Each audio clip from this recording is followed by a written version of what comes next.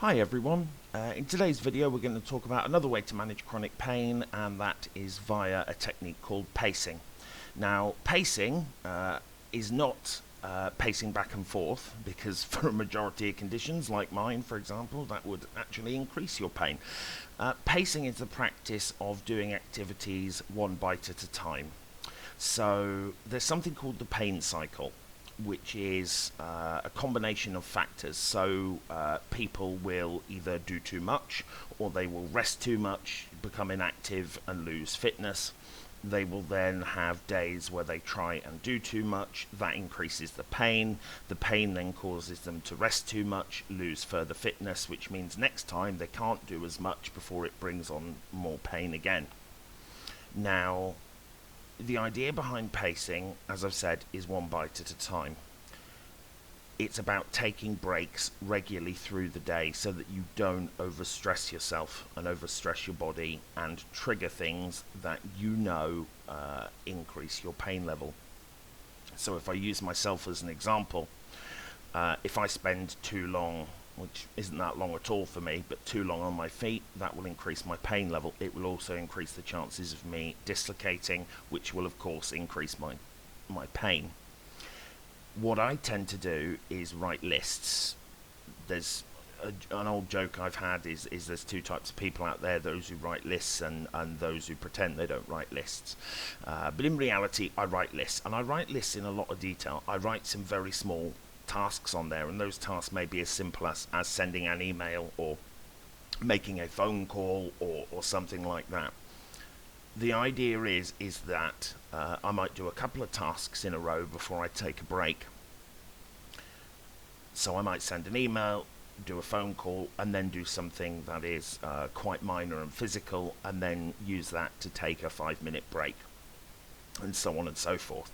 Now, part of the reason I break the list down like that is not just to help with my pacing, but it's also a psychological trick, because it can be difficult sometimes. If you write a list with 5 items on it and they're all absolutely massive tasks, then mentally it's going to be very difficult for you to motivate yourself to do them, because you're going to look at them and you're going to think, oh goodness me, this is insurmountable, how am I ever going to get this done, particularly with the pain. If I even try and do one of these, it's going to be too much, it's going to make things worse, and that can push you into one of those rest cycles where you lose fitness, lose muscle, even your bones get a bit weaker, and then that starts aggravating your pain further when you do finally sort of get on and do things. So rather than writing 5 big things, I will write 25 small things, because once you've done a small thing, you put a big tick next to it.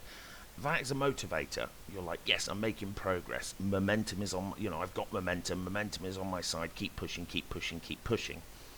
Because I'm breaking them down into small tasks as well, it's very easy for me to look at the list and go, oh, I've done 4 tasks.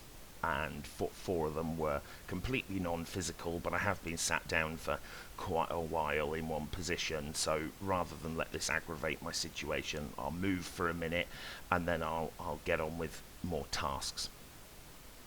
So that's the idea behind pacing. It is about pacing yourself out. Now, you can apply this not just to your activities in one day, but also to your activities over the course of a week. So life does tend to throw things at us. Things come out of the blue that we have to deal with, and you can't factor those in the morning when you wake up. I'm well aware of that. However, if you start the week with a list of tasks that you have to complete, include from your regular tasks, things like doing laundry or organising a food shop or getting your medication, all the way through to kind of one-off tasks that you have to complete. If you write that all down in the morning of the very first day of the week, you can then start, as I do, bracketing up things and saying, right, that's task for the rest of this Monday, that's task for the Tuesday, that's task for the Wednesday, and so on and so forth. The idea here is that you do not try and do a sprint on Monday to complete 70% of the list, aggravate your pain, which then means you don't do much on Tuesday or Wednesday, you over-rest, which then means that on Thursday, when you look at the list and go, gosh, I've still got 30% of the list to go, and it's actually more than 30% now because some surprising things came up on the Wednesday, You then push yourself too hard on the Thursday, and the cycle continues itself. So by breaking it down into bite-sized chunks like that, it makes it easier for you to manage with your condition, and it also builds in that kind of, as I like to call it, pain and energy redundancy in your system, so that if a surprise task or event or meetup or something like that comes up during the week, you've got the energy and the kind of reserves of pain resistance, as I would call it, to go ahead and make that appointment or do that task or get on with it without compromising the other things you're doing and without compromising your own health, which is the priority. Now, another part of pacing that's not really talked about is delegation. It's important that you do everything you can yourself within reason, and those are the two key words: within reason.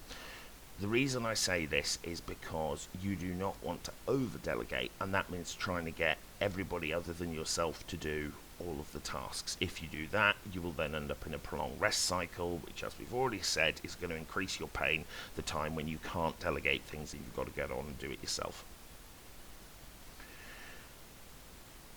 However, you also don't want to do what I used to do, and to be fair, what I still sometimes do, which is try and take on every single task yourself, which means that you put yourself under way too much pressure, and that ends up aggravating your pain, aggravating your condition, and means that at the end of the week you're probably going to be left looking at your list going, ooh, there's things I didn't complete that I really needed to.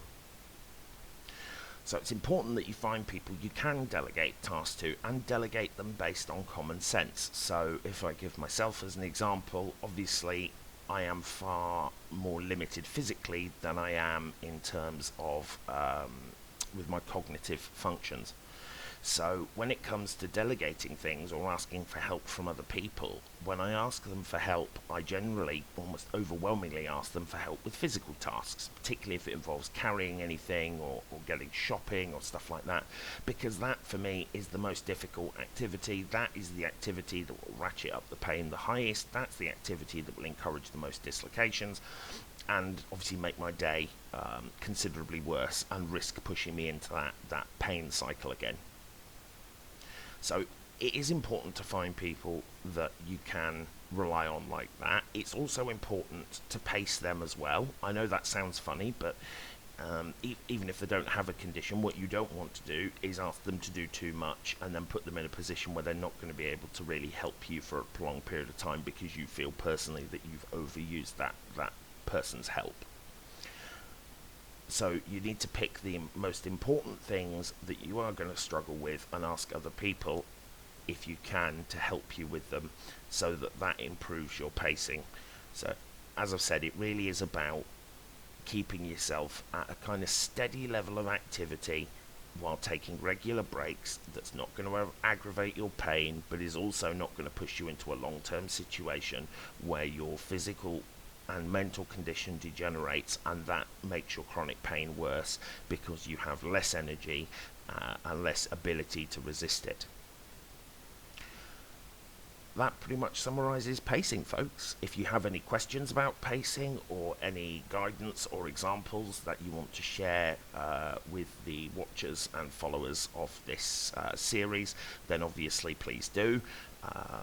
I am not the be-all and end-all of knowledge on these subjects. I do have a lot of personal experience. I've also done a lot of reading sort of from a personal and previously professional level, so I do know a fair bit, but my condition covers a small area of the disability spectrum. So if you have a different condition to myself and have different methods or calculations for how you pace yourself based on your condition and your experience, then I would really love to hear that, because obviously any way we can help each other and make our management of our pain and our conditions more effective, it's only a win for everybody, right?